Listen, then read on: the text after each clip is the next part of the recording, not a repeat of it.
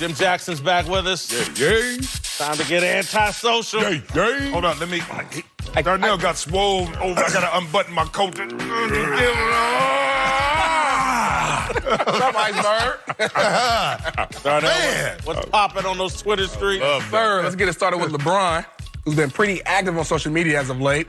Last night, he gave a shout-out to some players in the Blazers-Nuggets game for rocking his new Martin-inspired shoes.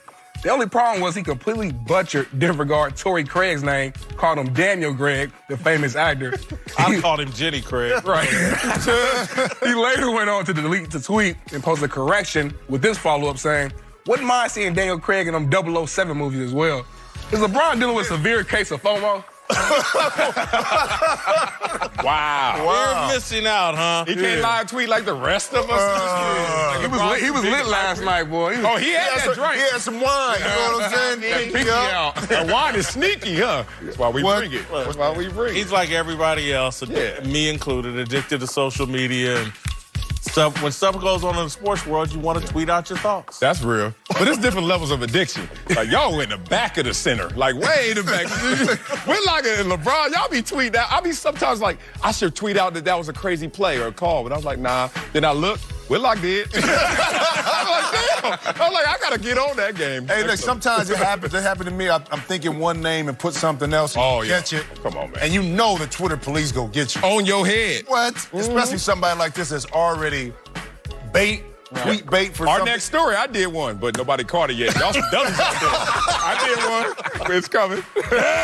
Yeah, let's sprint over to the track. On Saturday, Houston, Texas high school track star Matthew Bowling. We're going to show the whole race, too. It's only 9.9 seconds. Quick. Broke the national high school record in the 100-meter dash, finishing in 9.98 seconds.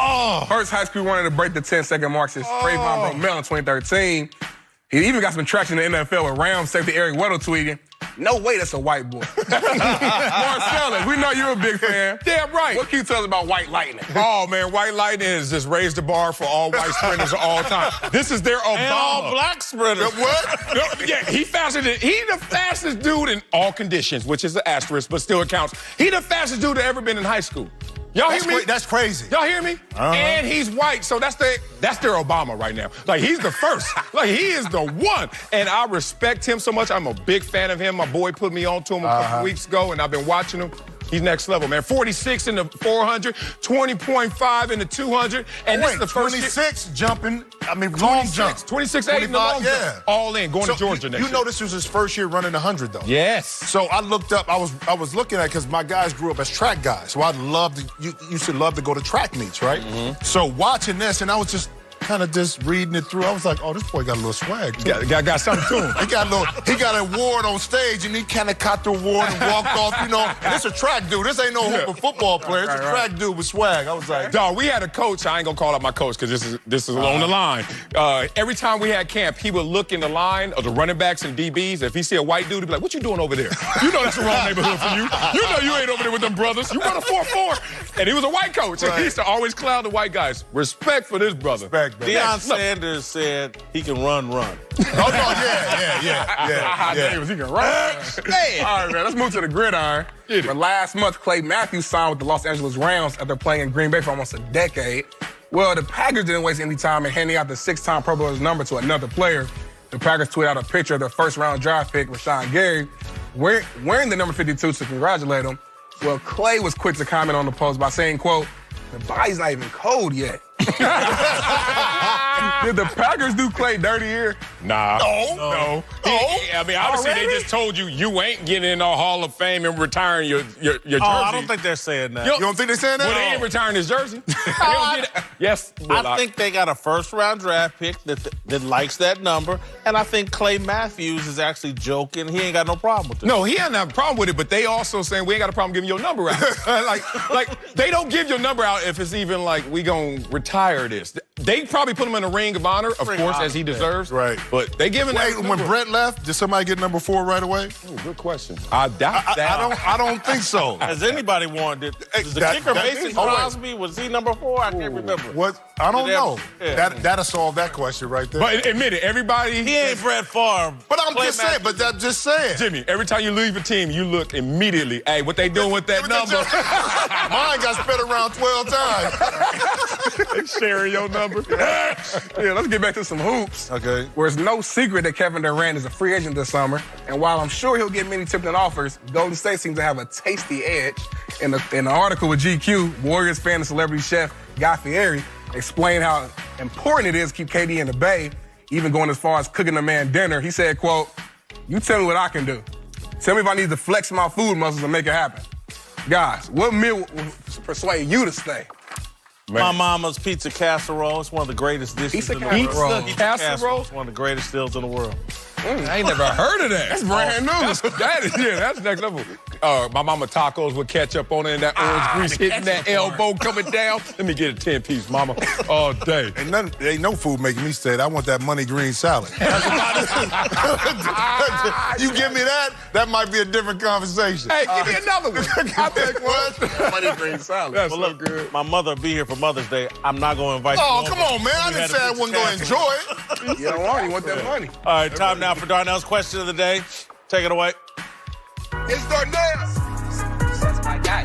My guy. My question of the day. All right, guys, as we all heard, sadly yesterday, legendary film director John Singleton passed away. Our condolences obviously goes out to all his loved ones and friends and family. And we know John's had a lot of great movies, but one he's probably most famous for is Boys in the Hood. Man. So I wanted to ask, what do you remember most from the movie? Let me first say respect to him and the family. I've known him since college. Just talked to him a few weeks ago. My condolences. But let me say, that movie was the best portrayal of the neighborhood life because it showed the illnesses, not just the symptoms. Everybody got caught up in the violence and the drugs and the gangs, poverty.